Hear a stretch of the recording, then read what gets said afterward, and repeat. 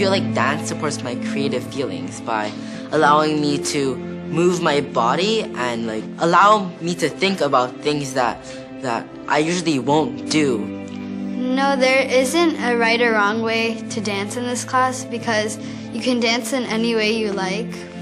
It just depends on the topic, that's all.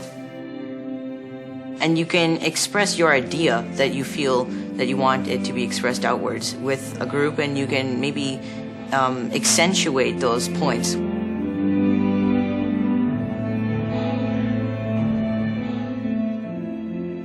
Okay, so today we're going to look at global issues.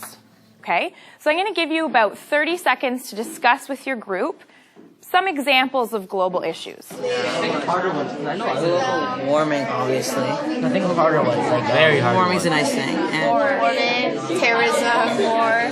The purpose of the lesson today was to have the students look at a global issue, and it was kind of twofold. One was to have them explore the issue and what are their thoughts and their feelings and their ideas about this issue.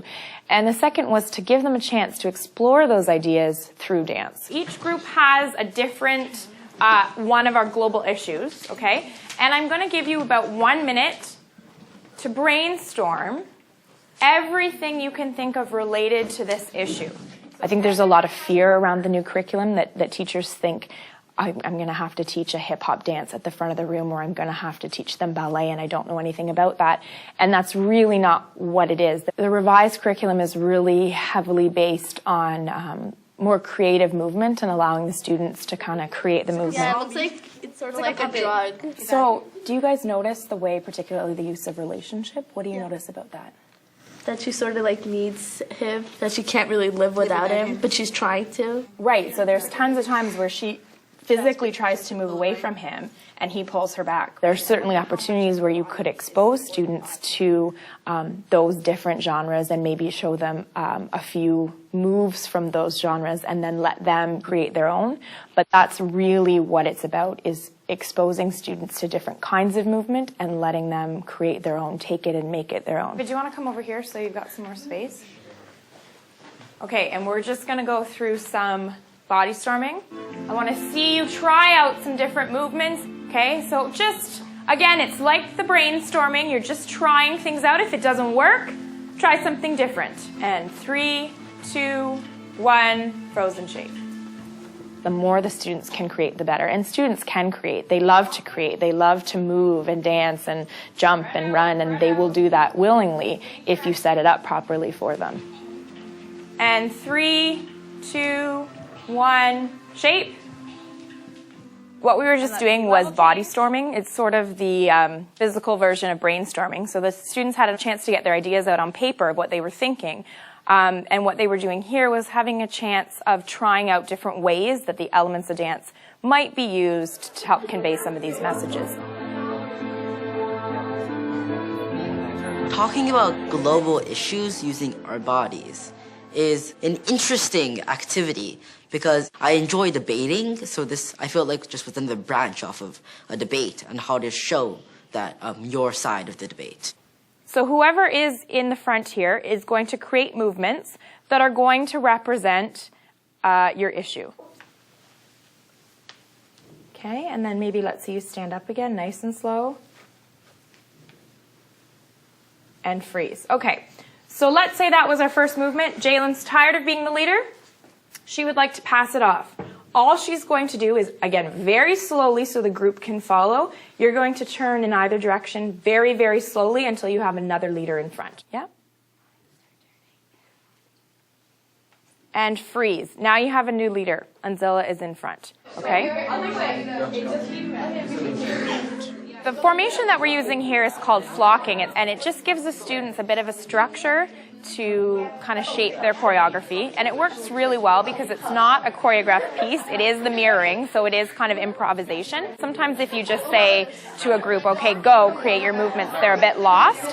So when you give them a really concrete structure, it gives them the freedom to play around because they kind of know their parameters. It also has a bit of built-in differentiation. The students who are not comfortable moving, they don't have to be the leader, or they can be the leader for a really short time and then turn and someone else takes the leadership role. What I would say though is you're only doing about 2 counts with each of you as the leader, and it's changing really fast.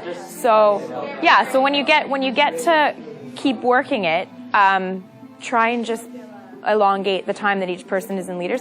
But I really like, you've got really strong movements, right? Like that's very direct, and then you've got the elbow, which is a very sharp movement. It's really important that you do give students a structure. If you say to students, here's the music, put on a dance, what you will get is chaos. It's too overwhelming. Yes, they like to move, but they don't know what you want them to do. Can I make a suggestion? Okay, Anzela, stand up again for a second. Instead of doing this punch first and then this punch, I would do this, follow through, come back with this one, and go right down, right? Because it's more fluid, and that way, if she's going down that way, it just makes more sense to follow through with that one. The curriculum has really tried to embed a lot of the structures in the expectations, so particularly through the use of examples or teacher prompts. Once the expectation kind of outlines what you will be doing, there's usually some kind of example of what it might look like, or a teacher prompt, just to give you an idea of how you might start it. There's also a list in the glossary of choreographic forms that teachers could go to and say, okay, I need some kind of a structure, and they can say, oh, I could do ABA, that's very simple. I could work that into my class depending on what the assignment was. The best way to ensure the students will be successful and you'll get a good product is to set up those guidelines or those parameters for them. In our case, what usually starts with some kind of a problem or an issue, and so the students will start by brainstorming or working through some movements. They'll have a chance to sort of plan and focus their work. So in this case, we gave them the structure of the flocking, and then they had their little duet pieces that they created individually and then kind of joined together. And then again, when they went into their individual choreography, and I said, okay, give me 3 shapes. Everybody can think of 3 shapes, right? That's very, very low risk.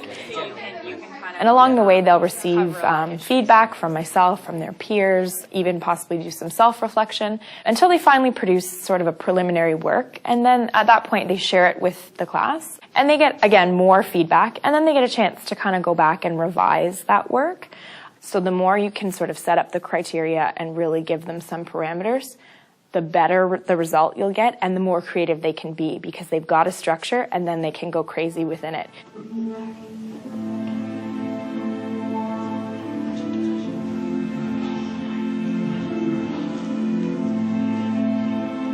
I really like the group approach because I think it gives another layer to the dance, because students have to negotiate with one another. They have to learn to work cooperatively. And I like to, every time, split up my groups so that students really get comfortable working with different people. And particularly when it's an issue-based project, it's helpful a lot of times to have students who have different ideas or different opinions. Well, I really liked using dance to do ethical issues, such as our group did racism, because it's more different. Usually when you'd see it, it'd be on plays or skits, and to dance it was I found creative. And to use like our body and gestures to show different moves without just acting them from our perspective was nice.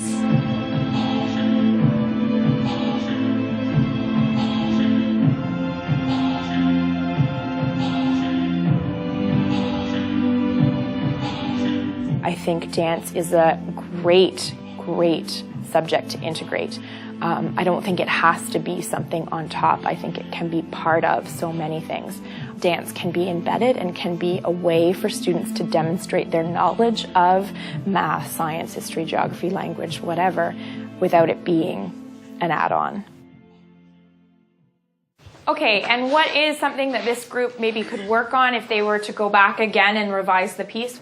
Nikhil, what do you think? I think they shouldn't have like smiles on their face a lot, because then it shows they're not as serious about what they're trying to point out. Feedback is incredibly important to the creative process. I think it's really beneficial for them to see other students' work and be able to comment on what's working and what's not working, but also to be able to reflect on their own work and see what is working and what's not working.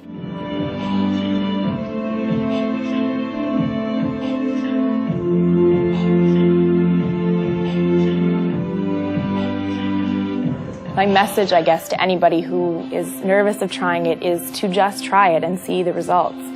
Children this age, they want to move, and you're able to cover the curriculum and they're able to get up and move and demonstrate their knowledge in new ways. So I think that's one way that might alleviate some of the anxiety around having to implement this new curriculum, is just to look at it that way, and instead of thinking, I can't do this, look at all the possibilities.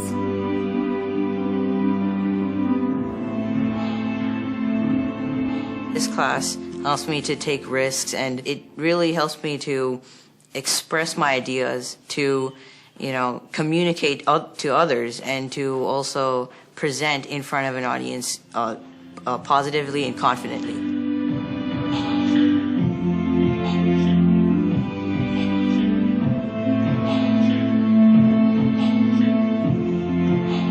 A lot of times students will see something on TV and they emulate it or copy it without fully understanding what it is, what message is being conveyed. So I think the more they can understand that our bodies communicate just as much as our voices or our written word or our sounds, the more they can start to deconstruct a lot of what they're seeing in the media, and a lot they can even in their day-to-day interaction in terms of their own body language. We're not really teachers of subjects, we're teachers of children, and children would really benefit from the integration of this new curriculum area.